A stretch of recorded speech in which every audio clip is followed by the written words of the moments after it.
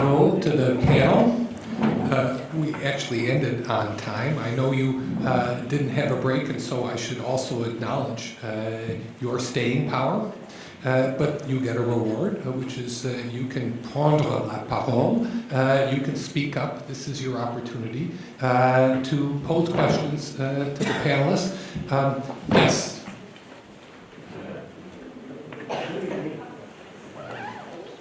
Okay. Yes. Yes. Okay.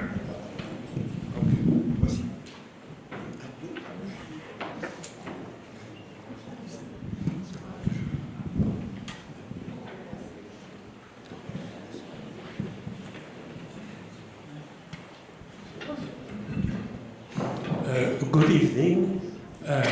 I'm almost 87 years old and part of the 75%.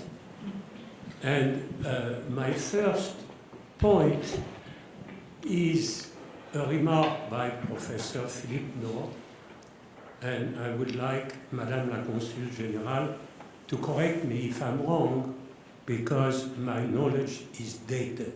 But there is a tendency in this country to exaggerate the secularism of France. And I'm going to give you 3 examples. Number one, places of worship were nationalized in France in 1905. And later on, they were returned to the religions, but the Catholic didn't accept the return. So that Catholic churches are owned by the state. You also the fire in Notre Dame, and the responsibility for reconstruction of Notre Dame rests with the French state. It has another consequence that the French state owns Catholic churches, is that undocumented aliens cannot seek asylum in a church, because we've seen some years ago police going into the church without the permission of the priest to arrest undocumented aliens. Second point, when I was an éclaireur israélite de France in 1947 at the lycée Charlemagne, there were petits cours de religion facultatifs on the premises of the school. They taught Jewish, Catholic, and Protestant religion. Finally, when I attended the Lycée Français de New York in this great city in the early 50s, and my children attended École Alsacienne in Paris, together with Christian Hurter, a former Secretary of State of the United States, and Madame Agnès Buzyn, who now wants to become mayor. This famous private school and the lycée are conventionnés, and in my days, they received subsidies from the state, sometime by the professor's salary being paid by the state. So that's, we have a tendency to exaggerate the secularism of France. My second point is that Jacques Semelin's book is perfect, so I don't have any comment on it, except one, that truth is in the eye of the beholder. And those who escaped like me were lucky. My brother was not so lucky.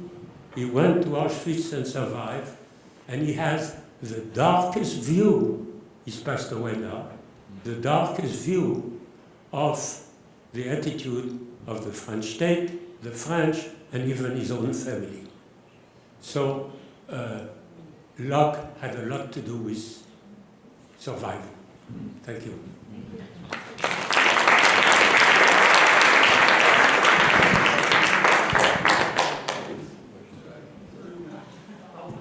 If there's time, I'll talk about secularism. The United States is a base of comparison as well. We are presumably a secular country, but I could just take the penny out of my pocket and prove the contrary. So why don't you speak?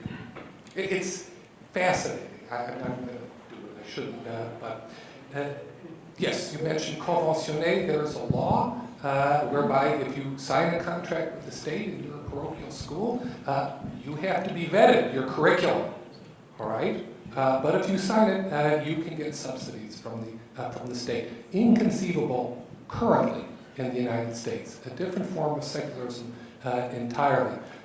Second of all, there's something called the consistoire, which are organizations. Judaism is not a hierarchical religion, but in France, the state wants someone to talk to. They want a phone call. They want to hear what Jews think, and Protestants too, for that matter. And there are national organizations there that exist that have no equivalent in the United States. This is actually reinforcing your point in some way. But then, of course, there's the residual religiosity of societies that are Christian in nature. Some of it has to do with holidays, but if you're ever in France on August 15th, you know the world stops. It is the festival of the Assumption, when the Virgin was raised into heaven corporeally. So, yes, the point is well taken, but I actually think you could do the same things with the United States. We're not as secular as we think we are either. But now, why don't you speak over there? Somebody's got the phone, or you're in charge. How about you call on the people whose hands are raised, and we will... Well, if he had the microphone in his hand, I feel terrible not allowing him to speak, so he should tear it from his hands. I'm wondering if you could fill in a family narrative for me, given your experience and background. My dad's older sister, Minnie Rogrotsky, was in Paris in the summer of 1939 on a exchange program because she was a French teacher and scholar, and met Robert Hofstein, and they fell in love, and they agreed to get married, and she got out on literally the last boat in August back to America. And then I do have the records from both of them. Robert was a French citizen. His parents married in Paris. They came from Poland around 1903. He was born around 1906. My aunt was born in 1909. And they continued to write to one another until he was in the army, the fall of France in 1940. And then things stopped. And I have a lot of letters in terms of her writing to the south of France to find out where he was. Ultimately, in Liberation in 1944 in Paris, he had a letter that he ran over to the first American he saw to, "You must get this to my fiancée." They had not spoken or known each other's existence for those 4 years or so. It did get back to her. She left on the boat on September 7th of 45, married in Paris in 1945, October. Very few people were able to get there. She was there because she was good as a translator and so on. They allowed her in. And then they came back to America a year later. But the narrative that I always heard from my Uncle Robert was that he had been born in Neuilly-sur-Seine, and in the fall of France he went to the south, in Vichy, and then somehow things were getting very hot for him, and he somehow got back through a train and paying people off to get back to Paris. The question is, I found in his papers a red French 1943 card in which it showed his name, his picture, and the address where he was living. The narrative had always been that he was hiding in the attic, and yet it seemed to me that the French knew exactly where he was and had issued him this card. He did have his Juif badge and so on and so forth. What do you think was likely to have happened, given the narrative I heard from him? How was he able to survive, given everything that I've heard so far? I know 90% of the Jews did, but I know there are others in the family. There are pictures of people who did not in the family. Maybe So do you, one of you, Jacques or Johana, want to address that question? Well, you can be identified as Jew in France because it's the law, especially for, after the invasion of the south of France, Jews were obliged to go to the city hall to have a J on their identity card, but at the same time they can have another one, which is a false one. And also you can be more or less recognized as Jews in your neighborhood and not really denounced. Well, in my book I have an incredible story of Laurent Schwartz. Laurent Schwartz was a field award as well as mathematician. He was in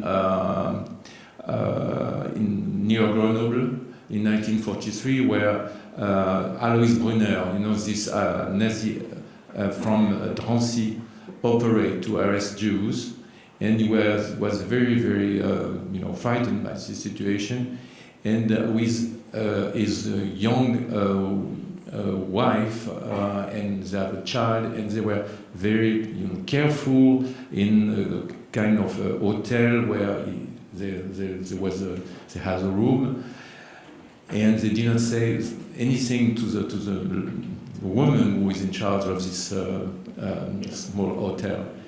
And fortunately, everything turns well for them. Okay, and after when the war was ended, he came back to this village to see again this woman, and we are so happy to be in life and so on. And we were Jews. We are Jews. Of course, I know it. Of course, I know it. You are foreigners in this village. You are the only foreigners on this village. So you could just be Jews. That's it. So this is my answer. They were Jewish, but they did not say anything. Doesn't mean it's always the case. I mentioned very quickly this problem of informers in France. You think in this country that a lot of French people were denounced Jews. This is completely wrong. You have the most recent research done by Laurent Joly in our country, which shows that informers relating to anti-Semitism are very, very little. People don't speak about that. We are in a civil war situation. Can you imagine this? So French people are afraid of each other to some extent. And they are not going necessarily to denounce Jews. It doesn't mean they are courageous. This is my answer. It's perhaps too long, but it could give you the idea, the atmosphere of this country at that time. Let me just add a few words, because I think you addressed the issue of how can a Jew cannot be arrested at the time as identified as a Jew. I mean, I think that most of my work now is to understand and analyze step by step the ways Jews were arrested and targeted. And it seems that there were simultaneous ways to be persecuted. I mean, you could be, as a Jew, arrested in a roundup. There were random roundups. There were, on the other hand, there were targeted arrests. French police would come at your home and looking for you, especially. And you could also be arrested, in the streets, but it was not a roundup. It was an arrest. And in that case, French police had to base their arrest on fake legal procedure. So you have an extraordinary amount of bureaucracy and bureaucratic papers on Jews' arrests. So if you get lucky, you were not, you could pass, it's a very difficult situation. But what is important is to understand that not except for the roundups. Being a Jew in France was not the motive to be arrested, just being Jew, except for the roundups, because they were looking for Jews. French police was looking for fake motive. They had to say, okay, you are a Jew, and you didn't show your sign for northern France. Your sign was not uncovered. Your hand was like this. You see how it is stupid, but they arrested for that. This was the motives. So it was always this bureaucratic and administrative motives. Well, if I could add a word, looking at the last year of the occupation, 1943-1944, the French police was much more busy fighting the freedom fighters, the resistance, the French resistance. So hunting the Jews was not really a priority, but it was for the Nazis. It was for the Nazis, especially in 1943-94. And then the Nazi, as this guy in Drancy, Brunner, had the support of militias, French militias. And Political police. Now, political police. There are two here, and there's a gentleman I tried to call on very early on. So why don't I give him a shot? And I've got a couple here. I see you, and I see you too. It sounds like I run to your office, but I have you noted. We have time for at least 4 questions. So I'm going to comment about my personal history to Mr. Semelin. So my father was a smuggler and then a forger. And he's the guy who was appointed by Simon Levitt to head the smuggling of children to Switzerland.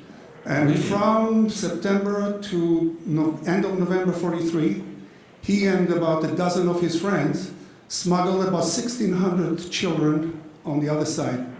And then in December, he was moved to Paris by the same Simon Levitt to head a forging operation. And in his memoirs, which he wrote in March of 1945, called Memories of a Forger, he described how they forged about 10,000 sets of papers. And then in August during the revolt in Paris, he was given the task by the commander of the French FFE, Colonel Roll Tanguy, to go and liberate Drancy. He and 2 guys entered Drancy and took command of the camp. And in April of '87, he was given the Légion d'honneur by President Mitterrand, and in the statement it says it's the first time that the Légion d'honneur is given to a combatant who, by saving Jews, is recognized as a resistant fighter. That's it. That's great you are here.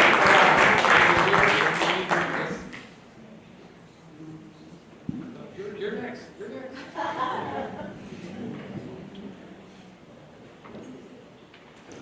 I just want to tell you that I'm a child from Moissac. I was in Moissac when I was 14 years old.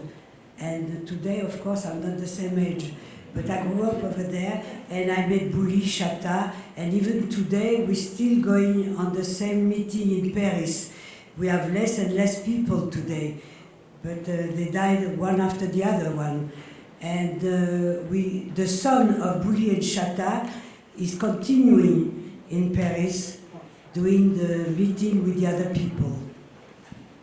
So, what I wanted to tell you, I know Bouli Chata, I know all the people from Gabzon. I was a scout also from, I forgot the name. It's okay. But I just want to tell you that I grew up with those people in Moissac. Mm-hmm. Right next to you, the gentleman there. Sorry, he's moderating. Yes, I have a few comments on what was told. One is my big surprise that when there was a long list of people involved in the Jewish resistance movement, in particular in the movements to save Jewish children, there was no mention of Abbe Glasberg. Abbe Glasberg was a major figure. As his name says, he was Jewish, but actually he was a Jew who converted to Catholicism as a teenager. And during the war, he was a leader of one of the groups who was very, very active and saved hundreds of thousands of Jewish children. So that's one thing I wanted to mention, because I was surprised he was never mentioned in all the list of people. Another thing I wanted to comment on, that a few times it was mentioned that the Communist Party did this or that, I mean, in the resistance. This is actually not exact. When there was the agreement between Stalin and Hitler, the Communist Party refused to go to the resistance. But the foreign members of the Communist Party, a very large majority of which were Jewish, they joined the resistance against the will of the leader of the Communist Party. And there is a movie about that, which was made, it's called in French, Terroriste à la retraite, and you can find it online, and it tells exactly the story in many details. Another point I want to make is, yes, France has 75% of the Jews survive. What is not known, very, very few people are aware of, is that the one country under Nazi occupation, which came second after France in the proportion of Jews who survived, is Germany itself. 2/3 of the German Jews who lived in Germany when Hitler came to power survived. The reason is that at the beginning the Nazi Party did not have the goal of killing the Jews. He wanted to expel them, and he succeeded. By the time the war started, more than half of the German Jews had left Germany, and 2/3 of them survived. Well, because they left. They survived. That's a big difference. Well, if I can say something about Abbe Glasberg, well, I think it's a key issue, a key figure of the rescue in France. Actually, we are talking more and more today about a great operation of rescuing children in the suburbs of Lyon, which is Vénissieux. Approximately 100 Jewish children were saved there because of Abbe Glasberg, but not only. The Protestants were there as well. The Jewish organization this was a common operation to save children. And finally, you see the name of Cardinal Gerlier. Gerlier was informed at the last minute of this operation. The prefect of this region, which is Angeli, again says this is a bastard, okay, wanted the children. And the Cardinal Gerlier said, no, these children are under my responsibility. And this was a turning point, you know, talking about this summer 1942. It quite is extremely significant that it's around the children. And Gerlier was certainly much more important for Vichy than Saliège. Saliège was already classified as pro-Semite. Okay, Gerlier not. And when they discovered that Gerlier wanted to protect these children, and Abbe Glasberg was one of the collaborators of Gerlier, Laval, who was not really anti-Semite person, he was someone who wanted to negotiate, understood that it was quite complicated for Vichy to go further in the direction of. So this is a turning point, and Lyon was certainly a key, according to Serge Casfel himself, a turning point in terms of the mobilization of this organization together the Jews were there. I mean, the Christian organization, Protestants and Catholic, to save children. Yes. Is it okay? No. Yeah. Concerning the communist Jewish resistance, I didn't. It was not my intention to describe the institutional affiliation. I was talking about communist resistance because they rooted their action in communists. They describe themselves as communists. This is why I talk about them as Jewish resistant communists. But all the question of the affiliation and the institution is very precise, and I know the complexity of it. So, but for tonight, I wanted to refer as their motivation, communist motivation. So just add one set of details. Talking about rescue.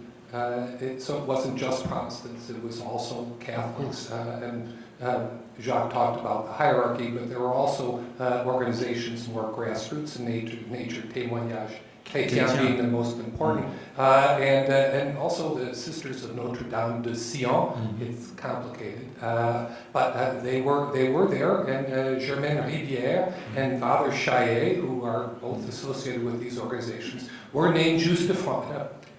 Righteous among nations, and have memorials at Yad Vashem. And it's actually an important moment for the Catholic Church in terms of distancing itself from a tradition of reactionary politics and placing itself in a position to play a role in post-war life. But that's more of a historical perspective and not the issue that we're talking about. Now, certainly there was somebody patiently waiting right in the center there, and he seems to have disappeared. Is that possible? He left. All right, so Madame in the front row.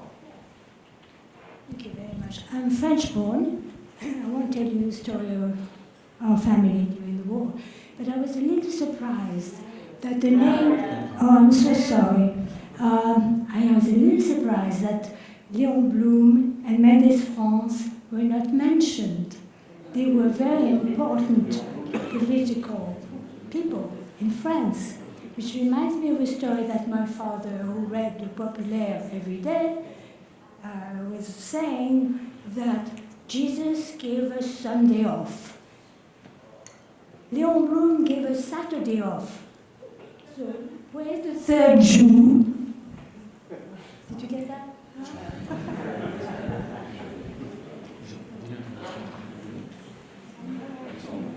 Just quickly, Pierre Mendes France spends the war. Once he escapes, he's arrested and for desertion in the face of the enemy, placed on trial, but he escapes and fights for Free France. We'll get the names.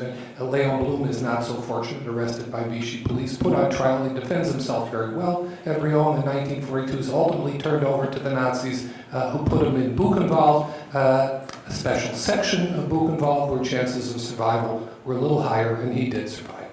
So we can go to 8, right? Or if we can go to 8. I would say time for 2 more questions. 2 more questions. Yeah. Yes, the gentleman, and then the woman here. Oh, I'm sorry. So gentleman. That's what caught my eye.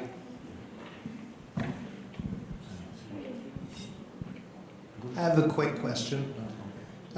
With respect to the Bishop of Toulouse, when he spoke out against the mistreatment of the Jews in 1942, what evidence is there, if any, or must it await the archive that's about to be opened, that the Pope Pius XII was aware in advance that he was going to make the statement, or if he wasn't aware in advance, what reaction did he have to that statement? You mean about the Pope? Yeah. Well, you know, there is an historical event right now. They are just opening all the Vatican archives. No, you was not aware of that. This is last week, last week. Well, when the bishop spoke out, was the Pope aware in advance? Or I don't know. I really don't. Does that have to await the archives to be reviewed? I really don't know. That's certainly the Pope is certainly responsible for saying nothing for Christmas 1942. At that time, he knew what happened in Auschwitz. Okay, for this, but regarding the French situation, I don't know if it follows that. Perhaps we'll know, we're going to have a better understanding of this because of the new, of the opening of the archives. We have time for one more, and there are like 4 hands. You know what we do sometimes?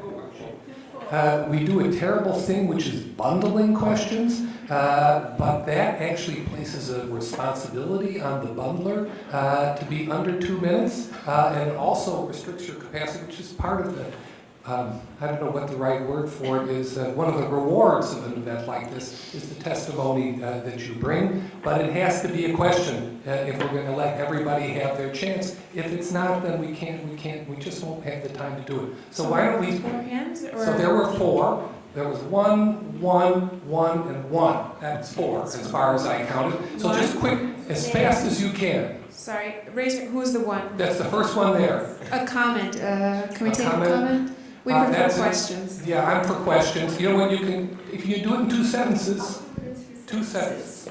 That usually means 3, but that's fine.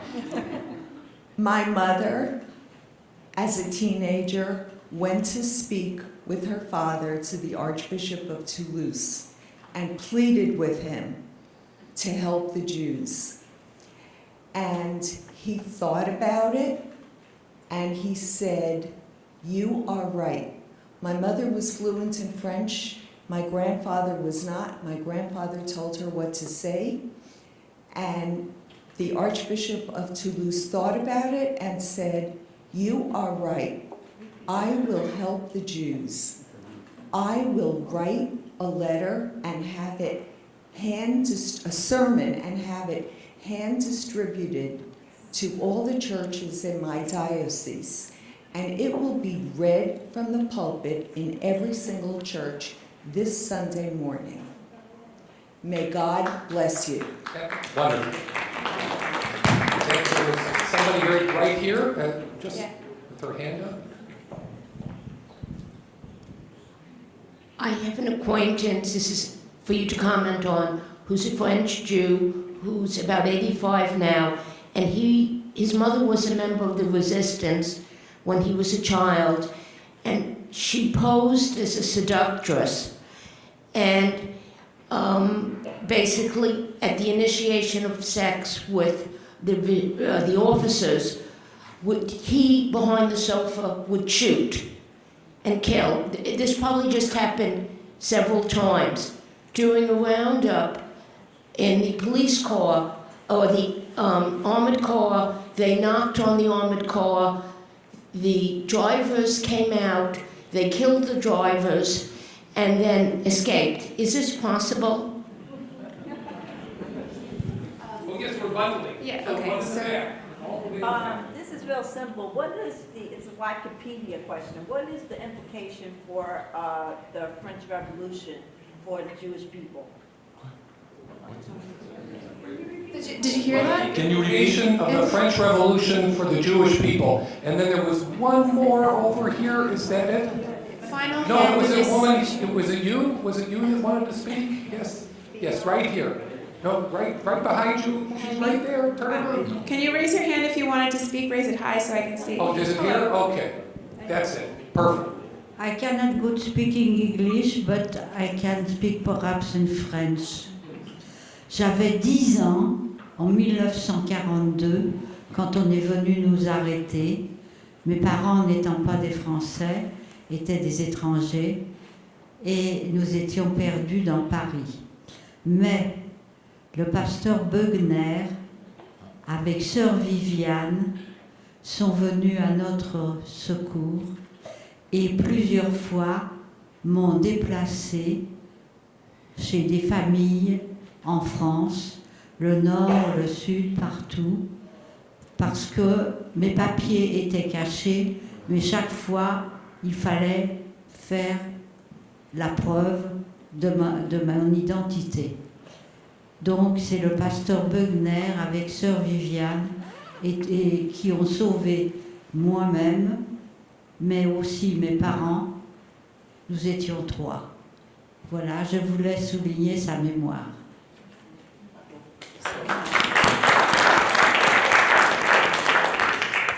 Ce que je voulais rajouter tout à l'heure, c'est que les anciens de Moissac, il y avait aussi le Georges Lévite et son fils, Jean-David, est devenu un diplomate. Je pense qu'il est connu comme diplomate en France.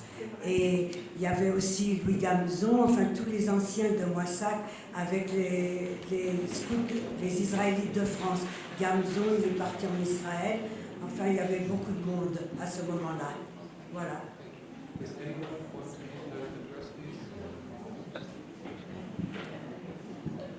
There was the question of the French Revolution and Just in 30 seconds. Well, about the French Revolution? Well, it will be the next session. Okay. I guess. Okay. Next year, perhaps, or Okay. it depends of you if you want to welcome us again another time. Okay. But it's impossible, madam. Okay. Except that I mentioned this in my talk. You know, the French Revolution was a key event for the Jews in Europe because this is the first country which emancipates the Jews.